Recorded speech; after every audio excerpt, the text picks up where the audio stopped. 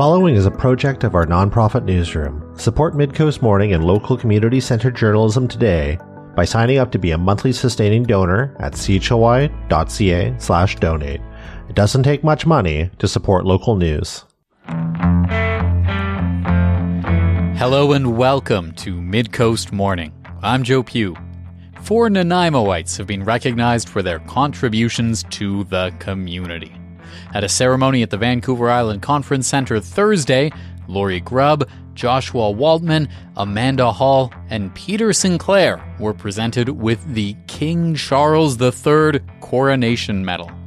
Last May, it was announced that 30,000 such medals would be awarded across Canada to individuals who have made a significant contribution to their country, province, region, or community. Today on the show, we'll hear from each of the recipients and learn more about the impact they've made on Nanaimo. Laurie Grubb is president of the Royal Canadian Legion, Mount Benson Branch 256. I spoke with her ahead of the ceremony on Thursday. And we're here in the Vancouver Island Conference Centre. The event hasn't happened. It's about to begin. Could you tell me how you found out you were getting this honor? Well, the honor came by telephone, and I'm going to try not to cry because every time I talk about it, I cry. I got a phone call from Sheila Malcolmson on my cell phone telling me last week that I was going to be presented the King's Coronation Medal, and I was totally honored and feeling totally unworthy and cried my eyes out on the phone.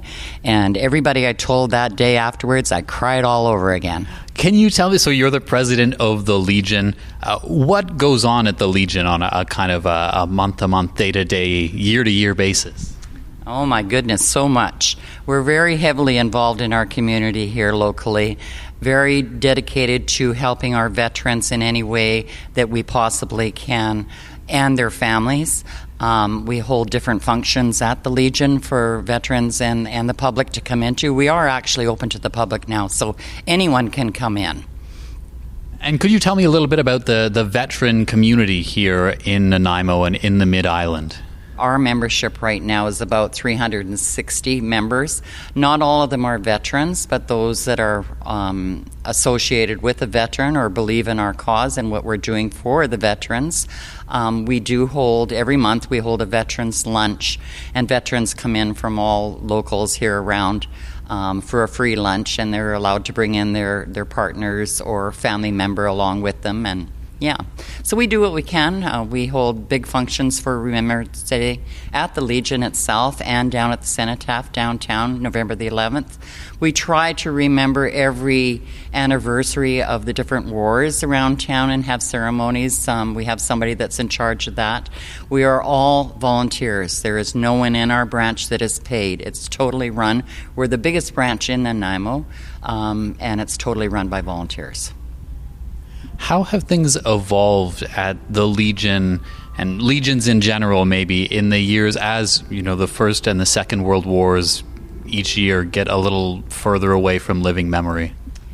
Well, in my belief, yes, we are losing a lot of our veterans on a daily basis. We have one veteran right now who is 105 years old and celebrates his birthday on Remembrance Day, actually.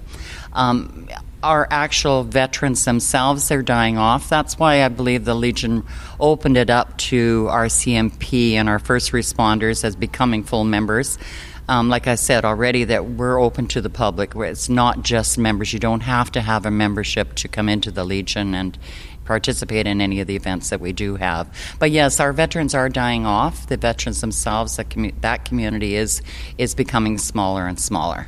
What would you suggest to members of the public who are maybe curious about the Legion? You've mentioned a few times that anyone can sort of get involved and volunteer. What are some of the things that you might need help with? Everything. From working the grounds, keeping our property in prime shape. We have some very elderly people out there doing it currently. We have house volunteers that take care of any repairs that are done in the house.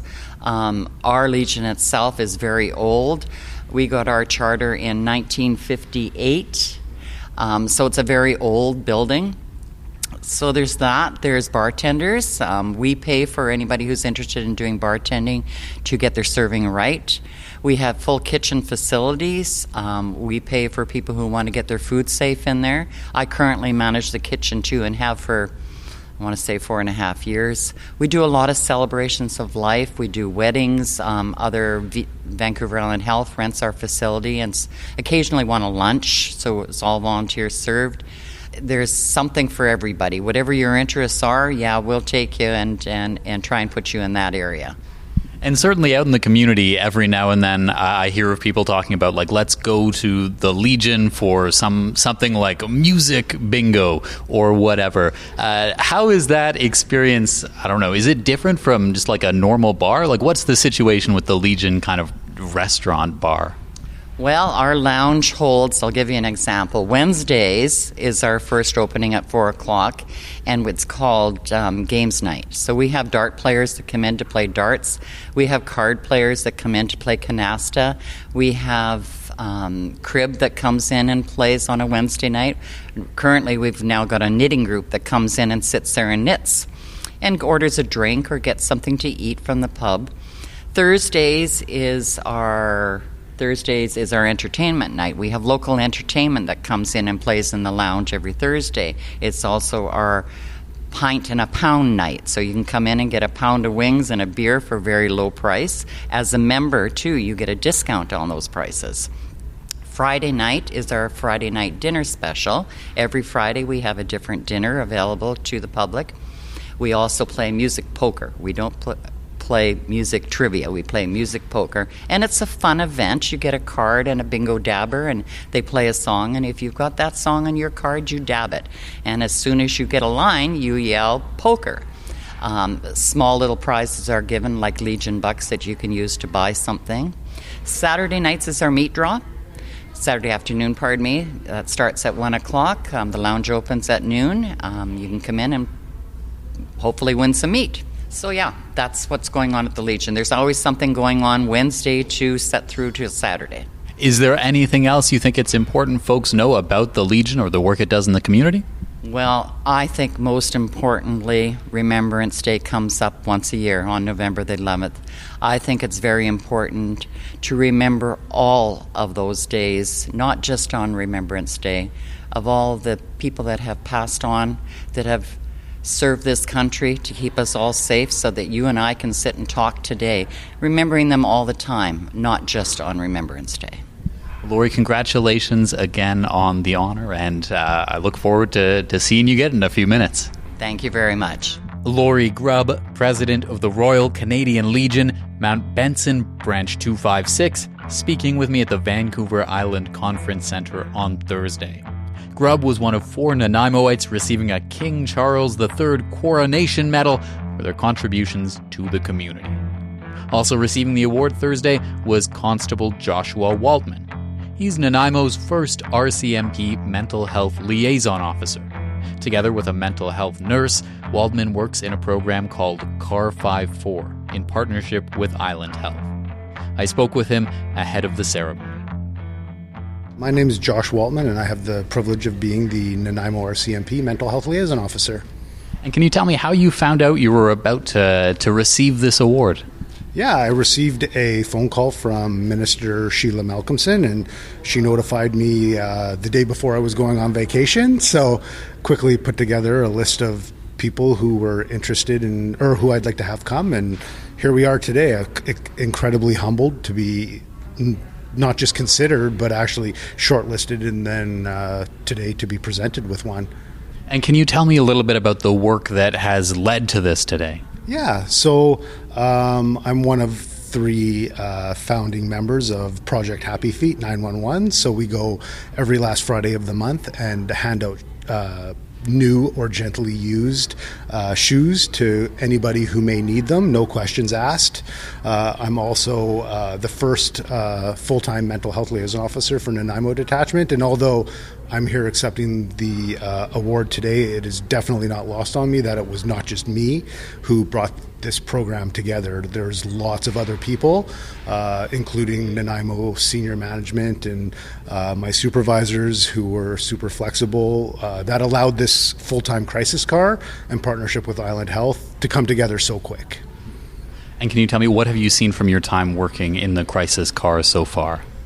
Do you know what? It's incredibly rewarding with working with community members and outside agencies to see positive health outcomes and reduce calls for service to the police as a result. So to work parallel with another agency to ensure that that happens is absolutely incredible. Our number one goal is to support people in the community, leave them in the community in the comfort of their homes with their loved ones. And then when that fails, we work with the health authority or Island Health to come up with a plan to provide them with a little bit of support, and then I guess more support in the hospital to stabilize and then start over again. And certainly I know for the last number of years it's been a bit of a controversial topic of police responses to mental health or like wellness checks. How is this a different situation than that? Honestly, I don't really focus on the negative. For me, it's a program for the last 2 years that's worked really well. We've seen lots of positive from it. You see people who are out not in the best moment of their life currently, and then you get them a bit of help, and you can literally see that sigh of relief from them afterwards. So navigating through the police system and navigating through the Island Health system is just something we assist people with, and it's just there's so many stories, too many to speak about, and obviously we want to respect people's privacy as well. So yeah, it's just for me, when I got into policing, this is not something that I thought I would be interested in at first, but I've definitely been here almost 4 years in this position, and I don't have any plans on going anywhere right now outside of this program, so I really am enjoying it.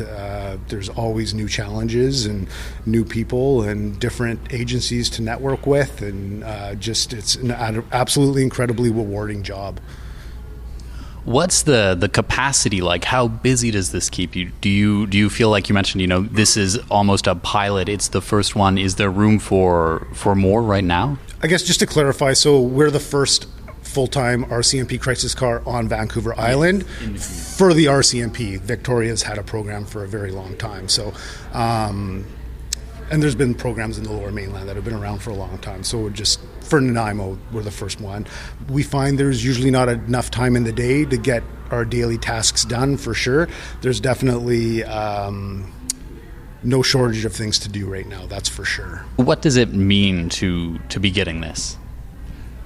Again, this is just, although I'm the one that's up here accepting this award today, I guess this is one tangible measure of success. And although it's falling on me right now, I'm comfortable knowing that this is a sustainable program now where I could step out if I wanted to, and the next person could step in and come up with fresh new ideas and run with the program, and we would still have a nurse working with us and together with the police. And so this is a sustainable program that I hope would be here for a very long time, and I can step out knowing that the next constable will come in and do just as good a job as me, if not better, and carry on with helping people in the community.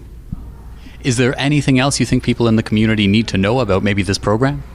Just that if anybody is struggling or looking for a little bit of help, it's always there, whether it's through the Vancouver Island Crisis Line or if it's a crisis 911, you can always reach out for help because it's always there.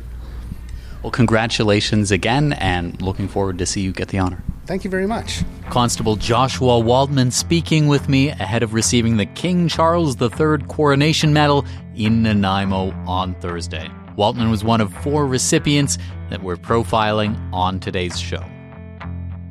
Midcoast Morning is made possible by the Community Radio Fund of Canada's Radio Meters program and listeners like you. Support Midcoast Morning and CHLY's nonprofit newsroom today by becoming a sustaining donor at chly.ca/donate. Local news can't survive without your support. Another way to help us out is to share this show with your friends and tell them why they should support us. Finally, if you're listening to the podcast edition of Midcoast Morning, go and give us a positive review on Apple Podcasts or whatever podcast feed you use. It helps people find us. Today on the program, we're hearing from 4 Nanaimoites who were recognized Thursday for their contributions to the community. Laurie Grubb, Joshua Waltman, Amanda Hall, and Peter Sinclair were presented with the King Charles III Coronation Medal in a ceremony at the Vancouver Island Conference Centre. Amanda Hall is a member of BC People First Society, where she volunteers as a membership and self-advocate liaison, informed by her lived experience with Williams syndrome. I caught up with her moments before the ceremony. I couldn't have done this without my mom. She passed away this year, but it's going to be good. Yeah, how are you feeling? So we're literally a couple of minutes before the ceremony. What was it like when you found out that you were going to be getting this award? Really exciting. And what would you like to share with people about, the work you do and getting this award? What do you think the community needs to know? The community needs to know I am a self-advocate of Nanaimo. I've been doing this for a long time, and I couldn't have done it without my mom.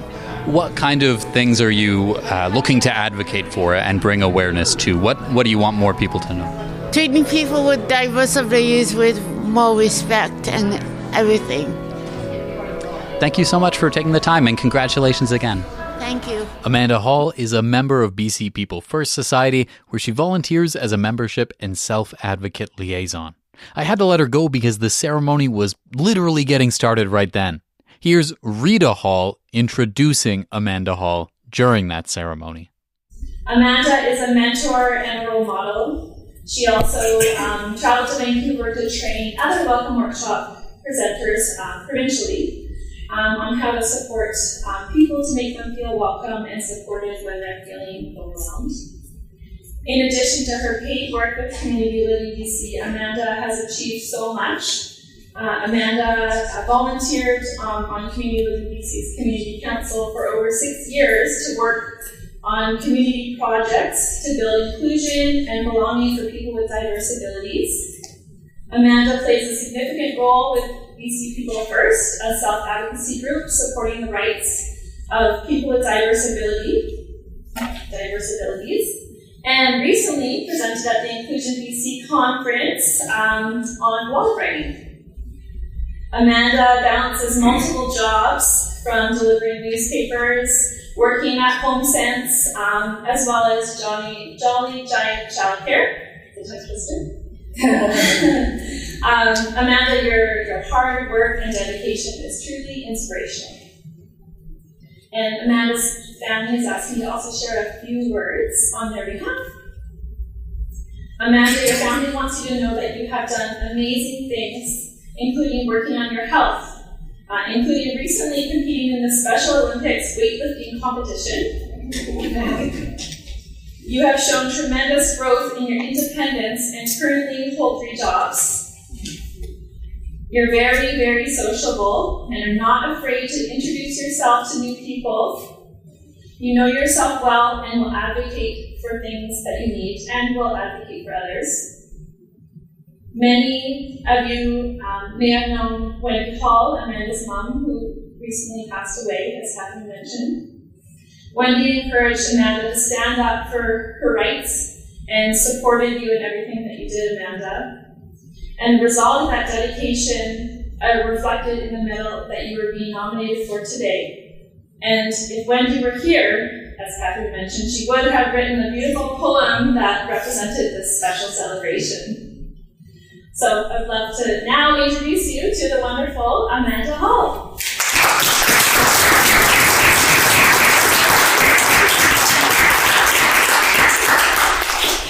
Thank you for this award. I couldn't have done this without my mom helping me reach my goals and dreams.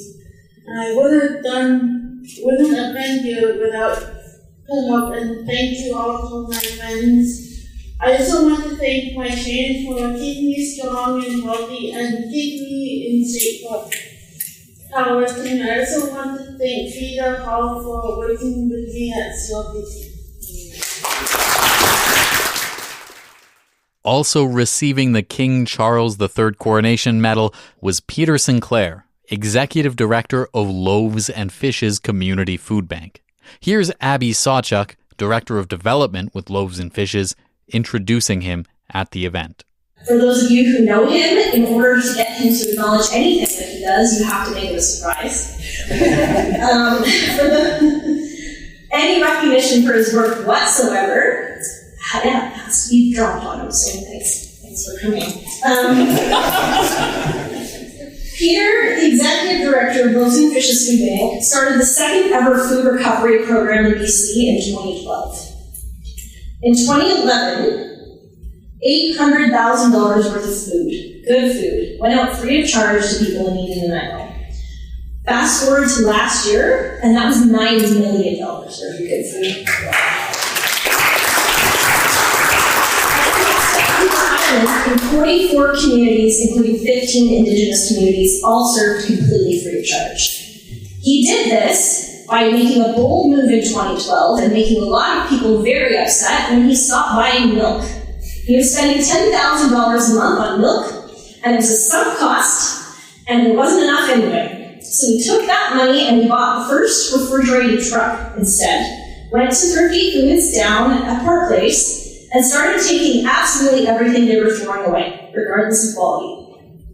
That is how, to this day, we are now having 35 grocery store partners across Vancouver Island completely diverting food waste to its highest and best use of giving food to people in need, and the food that isn't good going to farmers free of charge for livestock and compost. Following the ceremony, I caught up with Peter Sinclair. How did you find out you were going to get this honor? CHLY Malcolmson phoned me, I think it was a Saturday morning, and let me know. It was probably 2 weeks ago, and so yeah, it was a surprise.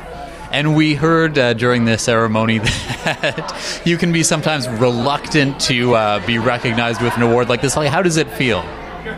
Well, I feel honored, but at the same time, I recognize that there are a lot of other people who make Loaves and Fishes a success, and I'm just one small part of that. And so my reluctance in accepting award is in part because it really needs to go to a whole group of people and not me. So, and could you tell me about some of the initiatives Loaves and Fishes is working on right now?